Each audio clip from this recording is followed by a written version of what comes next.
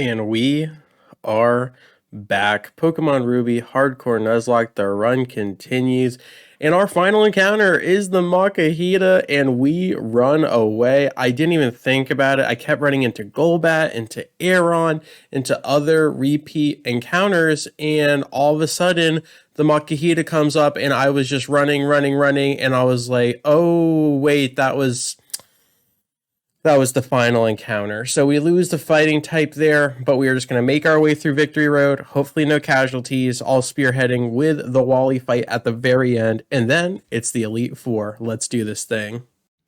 And it is time for that final fight against Wally. The only thing stopping us from bringing this team of 60, the Elite Four, is Wally himself. Started out with a little Ralts here, and now he has a full team, or at least 5 Pokemon fully evolved, ready to go. The Altaria comes down. We open with Exploud. Erida doing so much work in this run. Having a very diverse moveset really helps as the Ice Beam connects 4 times super effective and the Cloud Dragon falls. We got 4 Pokemon to go. The Delcatty comes out next.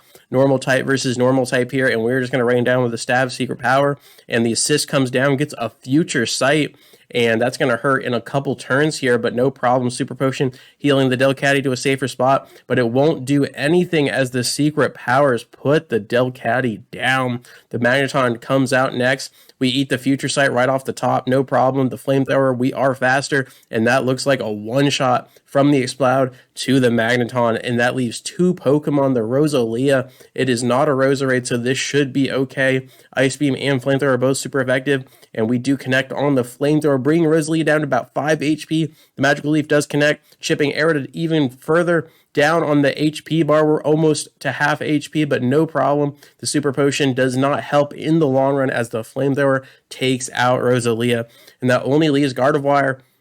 So it is a 1v1 showdown here. Calm Mind comes down, which is beautiful against the Exploud, as most of his moves are special. Shadow Ball almost finishing the Gardevoir one-shot, but the special defense buff from the Calm Mind doing wonders. I'm too scared to swap. We're going all in on the Erida, and Psychic +1 stab is enough to kill the Exploud from that range.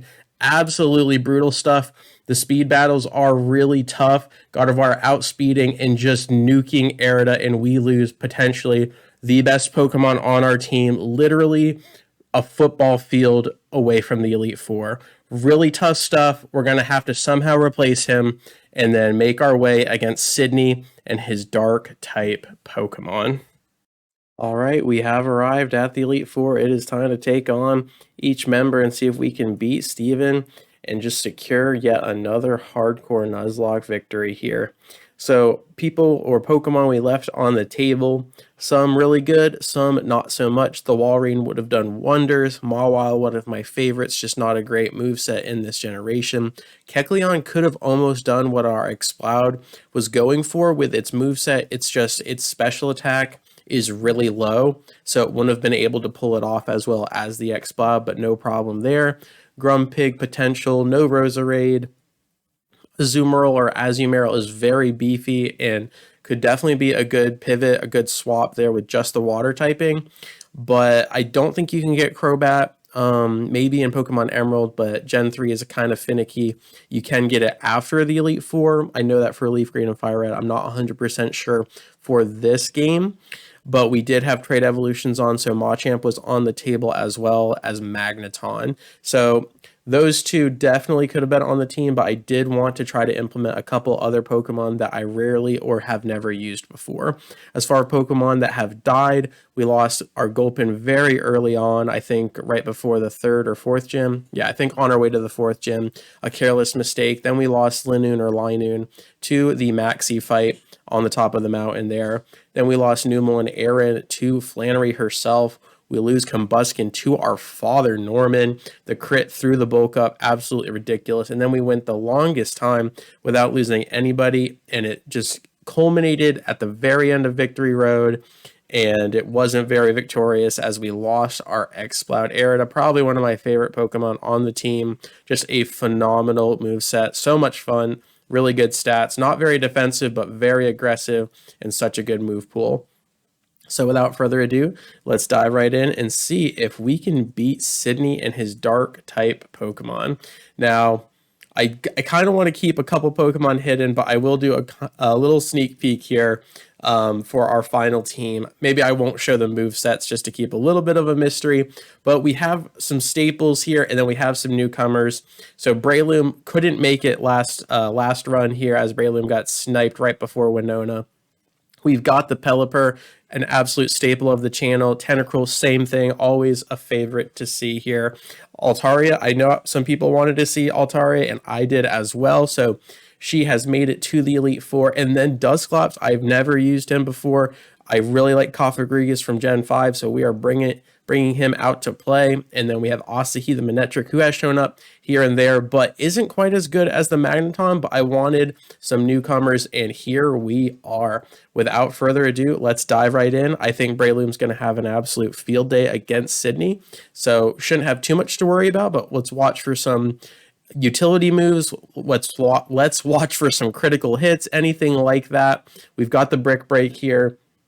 He did just get the Intimidate off, so that's going to hold us back a little bit, but I think we just go straight for it, and if he holds on, then we get a bulk up on the heel, so just watch out for that. But 1 down, 4 to go. The Absol comes down, and we are just going to continue to rain down Brick Breaks here, and the Absol cannot hold on. That was the ace, so I'm feeling very confident in this sweep.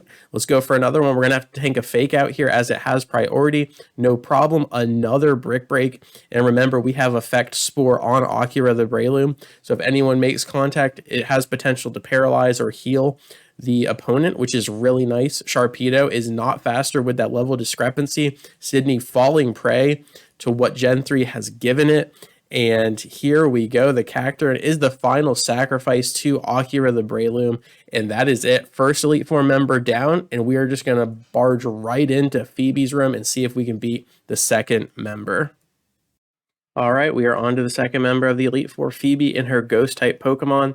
This is where Exploud would have shined so brilliantly, as the normal typing cannot be affected by their Shadow Balls or Ghost-type moves, as well as Exploud had the only Shadow Ball TM that we had to give on his moveset. So now we have no access to Shadow Ball, and we are just not looking great for this matchup. So I think this is actually going to be one of the tougher battles in this run. But I have Mikhail, or was it Asahi actually? We have Asahi out front, the Manectric, and I think we're just going to rain down some Thunderbolts and see how far that gets us, and then we'll probably have to shuffle around from there. But without further ado, let's dive right in and see if this Lightning Dog can lead the charge and take out Phoebe. If we can clear her without losing anybody, we're going to be looking so good, as we have very favorable matchups for the next two members. So right here, let's go in. Potential two-shot would be glorious. We do have the level advantage. The Confuse rate does come down, and I believe I have the Citrus Berry instead of the Confusion Berry, the Person Berry, as we do hurt ourselves, and that is going to add up with the Shadow Punch. I am willing to roll one more, and Aussie snaps out of Confusion just like he did in the 8th gym battle, and beautiful stuff. Absolutely very proud of the dog here. The level 51 Dusclops does come down, and that is the ace in possession of an Earthquake. So we are going to stay far away from that. Very, very good coverage on this Dusclops, as it has Shadow Ball, Ice Beam, and Earthquake ready to go. And I do believe that just means Kagri, the Pelipper or Pelipepper, is our best go-to, as it can dodge the Earthquake, get a free swap, and then kind of beef out this tank battle with the Dusclops. So I think we're going to lean into the Surf here. Potential 3-shot is going to be really good, but we're going to have to deal with this Confuse Ray. I should have given more Person Berries out. I was not thinking about it, and we do pay the price here. Shadow Ball comes down. That is going to do a good chunk of damage. We just saw this with the Manectric. Kagri, I need you to pull through here, buddy, and he absolutely can. And we barely leave Dusclops with no HP, but it gets a Citrus Berry, and that might get her out of heal range. And if it does, Kagri, can you clutch? He absolutely can, and the Pelican brings it home with a fadeaway critical. And now we only have 3 Pokemon left. I do believe we are in crit range. And I'm very interested to see what the Bayonet's going to go for. And I go for Protect, completely forgetting that we are confused, and that was the riskiest thing I could have done, as Bayonet was going for a stab. Shadow Ball, I'm pretty confident we are going to break out of Confusion, but it doesn't matter. That was a very silly thing to do. And let's see, I don't have any Ghost-type moves. So I can't hit, and I don't have any Dark type moves, so I cannot hit for super effective. Breloom is basically out of the question. I can't really swap safely into Asahi since he's already so low. So that probably means we go with Yayoi, who has a pretty decent special defense, but so does our Tentacruel. And I'm looking over here, and I don't think either Bayonet has... One Bayonet does have Psychic, so one of them can hit Tentacruel for super effective. I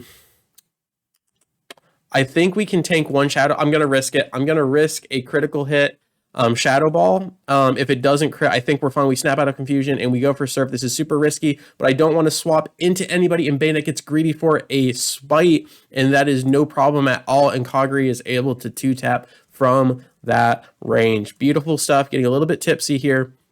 Sableye does come down, has Feint Attack, Psychic, Attract, and Shadow Ball. I'm just going to kind of scope it out and see what happens here. We are not confused anymore, so it's less risky. It goes for the Attract. That is no problem. I'm just a little bit nervous that it can kill with a Shadow Ball, but it does have Psychic, and I don't want to swap into that. How good is Pelipper? Pelipper's physical defense is actually pretty dang good, but its special is not. However, Sableye only has access to a special Psychic, which is not Stab. So given those factors, I feel pretty confident that we can get one Surf in, and that is not a critical hit. The Shadow Ball does come down, and that's physical, and Pelipper's physical defense is great, as we just mentioned. So I think with the speed that the Pelican possesses, we are faster, and we can simply Surf until Phoebe runs out of full restores here, and Kagri is looking absolutely beautiful, falls back and brings the entire ocean down onto Sableye with another fadeaway critical. And now let's just scope out what the Bayonet would use. Honestly, we're so low, the Bayonet can probably use anything she wants, and it goes for the Shadow Ball, so it's probably going to go for Shadow Ball again. And this Bayonet might have Psychic, but honestly, it's not Stab. So even if it does randomly use Psychic, I think we're fine. It goes for the Shadow Ball, no problem, but that is physical.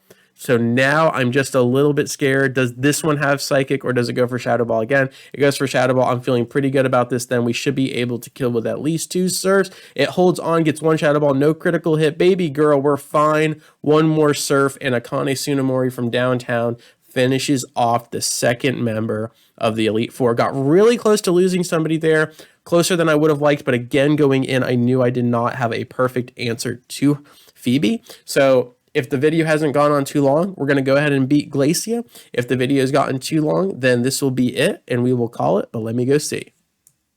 All right, the video hasn't gotten too long, but I think Glacia is probably going to be a very quick one, and then Drake might be as well given our team comp. So I'm just going to call it here, and then we're going to get that next video out, and it just leaves the final 2 members of the Elite Four and Champion Steven himself for this hardcore Nuzlocke. As always, thank you so much for your time. I really do appreciate it, and I will catch you on the flip.